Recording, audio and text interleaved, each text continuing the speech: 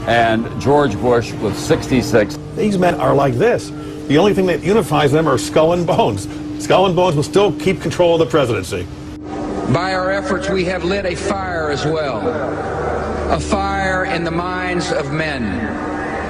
It warms those who feel its power. It burns those who fight its progress. And one day, this untamed fire of freedom will reach the darkest corners of our world. The Bible says that Iraq, which was known in the Bible days as Babylon, will not only emerge in the last days, it will emerge as the wealthiest, most peaceful, most powerful nation on the face of the planet. So the question is, how do we get from the chaos that there has been over the last few years to the wealthiest country on the planet in the last days?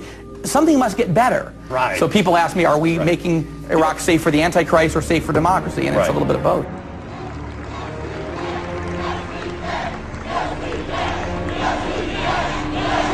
We cannot continue to rely only on our military in order to achieve the national security objectives that we've set. We've got to have a civilian national security force that's just as powerful, just as strong, just as well funded. And those who tell us that we can't, we will respond with that timeless creed that sums up the spirit of a people. Yes, we can. And you say, with profound gratitude and great humility, I accept your nomination for presidency of the United States. All across America, something is stirring.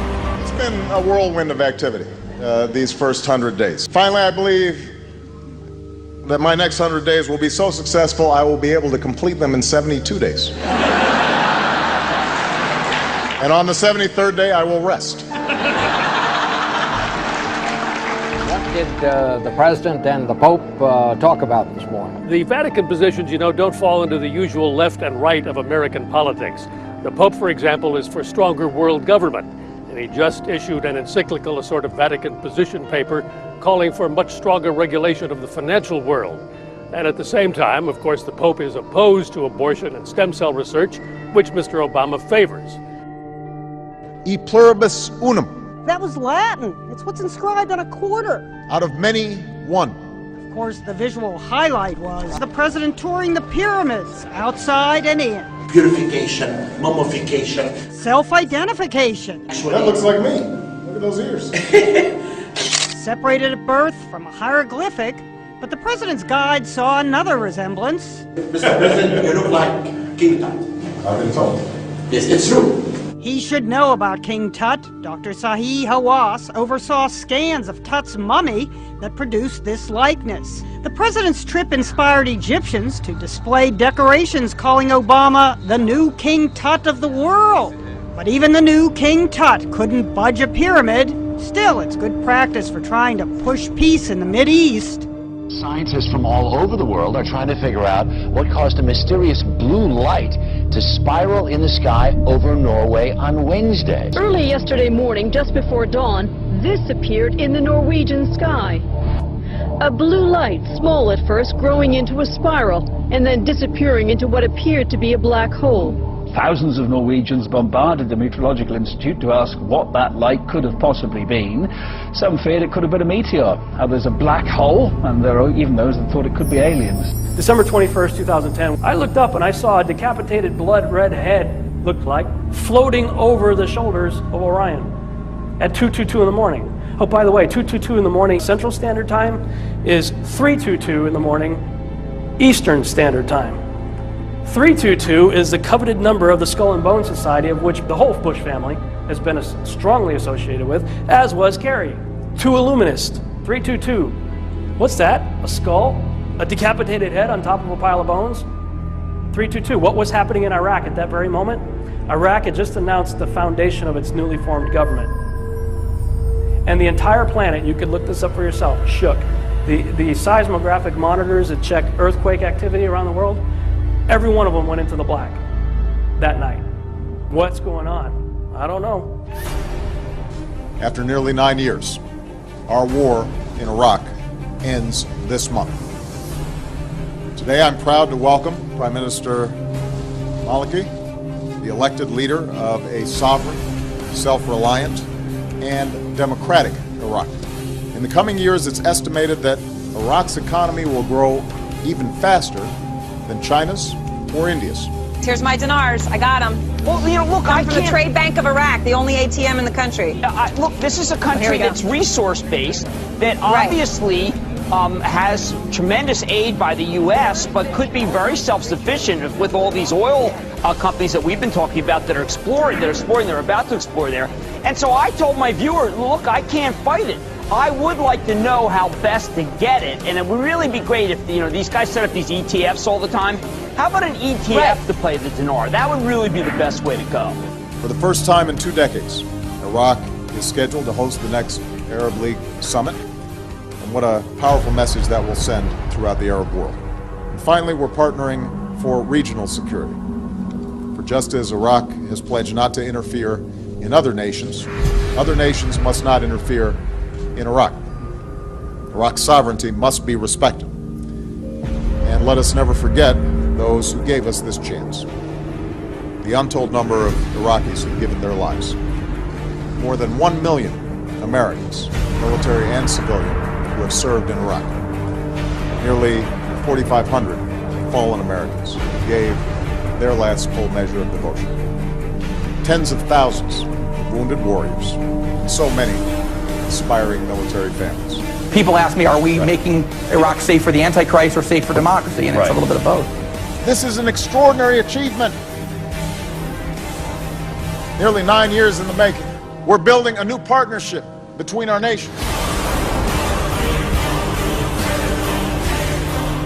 America continues to maintain a high presence in the country, with the largest US embassy in the world located in the capital Baghdad, with 15,000 members of staff. Before they leave, US forces will have to transfer dozens of bases to the Iraqis and dispose of or ship out thousands of vehicles. Sometimes it's too cumbersome to bring a lot of this equipment back to the U.S., so a lot of it's left on bases. We're leaving over 500 military bases to the Iraqis, both to the Iraqi security forces and also to the government.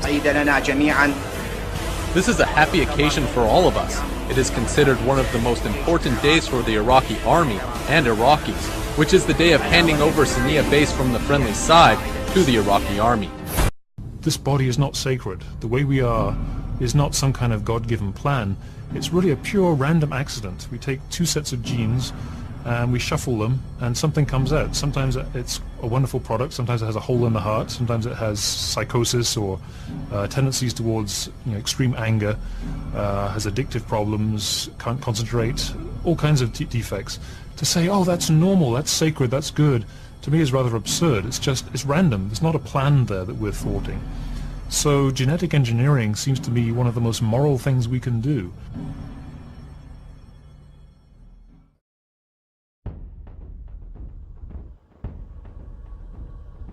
Just before the Iraq War, a tomb was discovered which matched King Nimrod's as described in the Epic of Gilgamesh. In the desert, where the Euphrates River once ran, they matched the geographic location and structure to the story found in the Epic of Gilgamesh. According to the text, the burial site was where the Euphrates River once split. Using a technique that involves magnetism, they're able to decipher what minerals were underneath the sand to see where the riverbed once was. And remarkably, the tomb was right where the Euphrates split. But before archaeologists could get much work done in excavating the site, the U.S. military took control of the area. An eyewitness, who was part of the military, stated that they had collected Nimrod or Gilgamesh's DNA. And we have to ask ourselves, why are they collecting this DNA? Perhaps to clone Nimrod. According to the book of Revelation, chapter 17, verses 10 through 11, it speaks of 7 kings, 5 are fallen, and 1 is, and the other is yet to come. This is during the Apostle John's time, when it says, when he cometh, he must continue a short space, and the beast that was and is not, even he is the eighth, and is of the seven, and goeth into perdition. And then it says in Revelation 13, verse 3, and I saw one of his heads as if it were wounded to death, and his deadly wound was healed. And all the world wondered after the beast. Now, Nimrod had his head cut off by Esau, and according to Israelite culture, cutting off the head is actually a wound to the head. So Nimrod qualifies as this first king that comes back as the eighth king, and he also qualifies as having the deadly wound that was healed if he was cloned using the same DNA that they found at the site. So this would make Nimrod the Antichrist, and I believe that some sort of fallen being would live in this cloned body. Their goal is to completely distort who we are. They want to take us from being made in the image of God and transform us into the image of Nimrod and the fallen watchers. In the future, we will be able to sculpt our bodies like living sculpture. Our bodies could be beautiful electronic designs that shimmer prismatically in the light, in the morning light. Could change forms. It could become a piece of marble on one hand and then totally mutate into some fluid type of luminescent, snake-like quality. After all, the body is an extension of fashion. You can rearrange the human body and try to make humans fly, even though humans are very heavy. IBM's chairman and CEO, Ginni Rometty, has called the coming times a new era in cognitive computing. The essence of cognitive computing, to me, making computers actually more like biological systems, whether or not they're brains, but having that kind of fluidity where they respond and react appropriately. So you feel like you're dealing with another living thing, not a machine. So what has emerged here is a goal of what some people call transhumanism, trying to extend the capacity of the human being. Challenges or tasks of these cognitive computing systems is to facilitate or enable human cognition beyond these barriers. Gentlemen, we can rebuild him. We have the technology. What most people don't realize is there's an arms race going on between the major powers for the super soldier, something that's beyond human. That's the goal, and that sounds bizarre only to the uninformed. The world is on the verge of global change. The speed of data transmission has increased by multiples of millions. The rate of globally significant events and that of discoveries and crises is growing exponentially. Our civilization is like an uncaptained ship, sailing on rough seas with neither chart nor compass, all the while moving faster and faster. The time we have to make the right decisions is shorter and shorter. We are facing the choice to fall into a new dark age, into affliction and degradation, or to find a new model for human development and create not simply a new civilization, but a new mankind.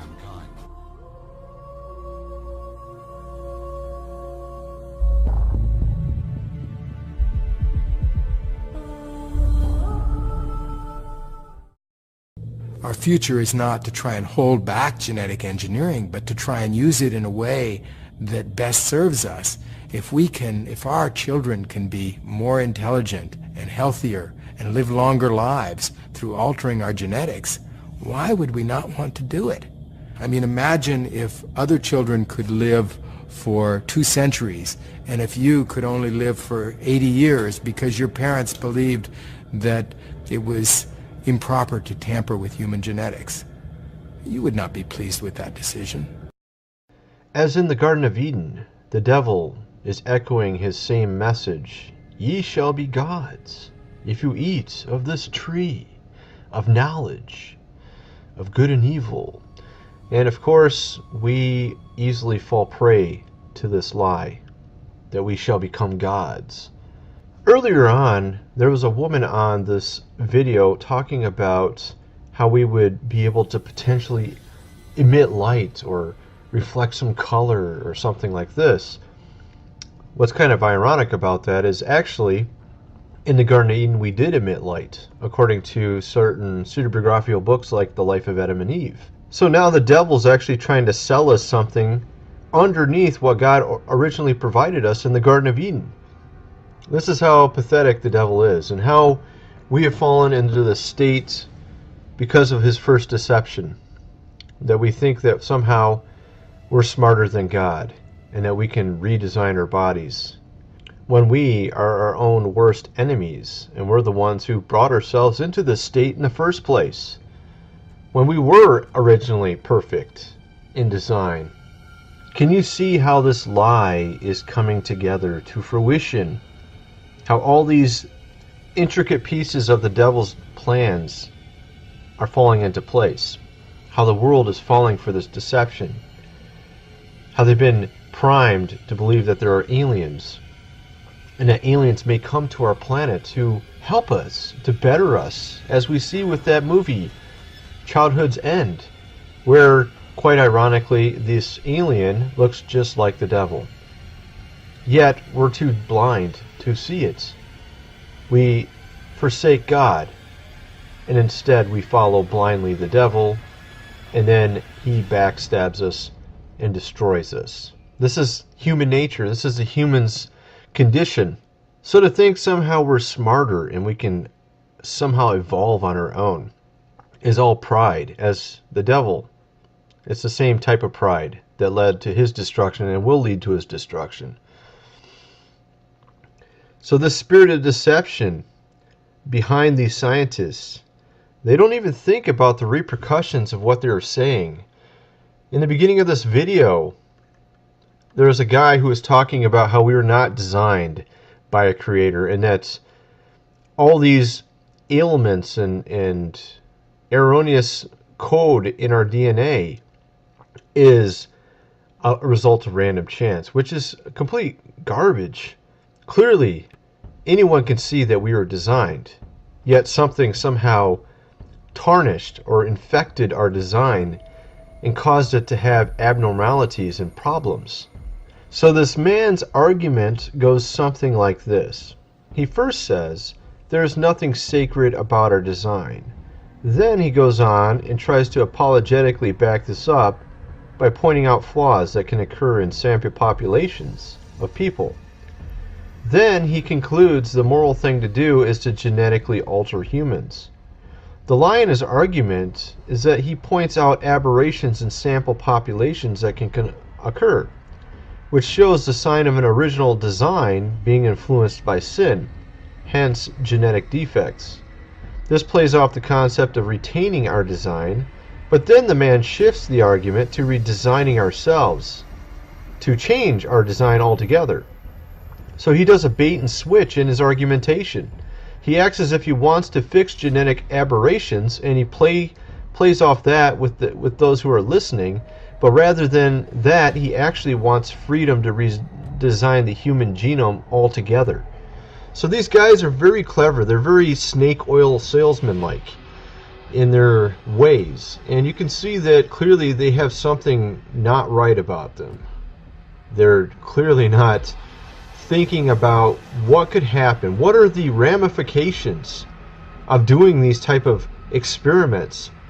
He says that he cares about, actually another guy said in this presentation I showed, that he cares about our future offspring, that he wants to somehow make it so they have prolonged life. But what he doesn't tell you is all the side effects. It's like those pills you see on TV. This will solve this problem, but it has 5 side effects that are really terrible. Well, of course, that's in the fine print, right? How does he know that that stuff won't have backfiring detrimental effects and could even cause the extinction of mankind? I'm just talking from a purely scientific point of view at this point. Even if you ignore the obvious satanic spiritual overtones to this whole thing, if you just look at it empirically from a purely science-based argumentation, it's very stupid to be messing with the human genome when clearly we're not smart enough to redesign a human being.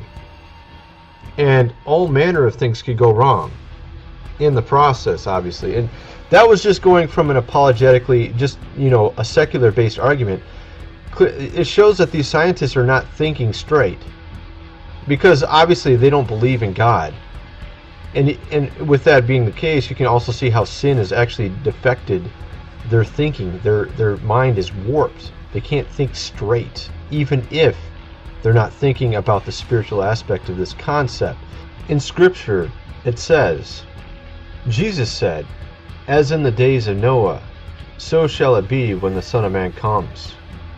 And in the days of Noah, the whole world was corrupt, genetically and spiritually, completely corrupt. So as you can imagine our future, how far into the future, it is uncertain, but we know from what Jesus said there that this entire world is going to be genetically corrupted, virtually all of it, except for the elect and those stragglers that are somehow avoiding the New World Order and the mark of the beast. This is what it's going to be ultimately before Jesus comes, and then we have the mighty war in heaven, and after that, New Jerusalem, new heaven, new earth. So it's a shocking future. It's a shocking future to think about, and it's high time that we start warning people about this future.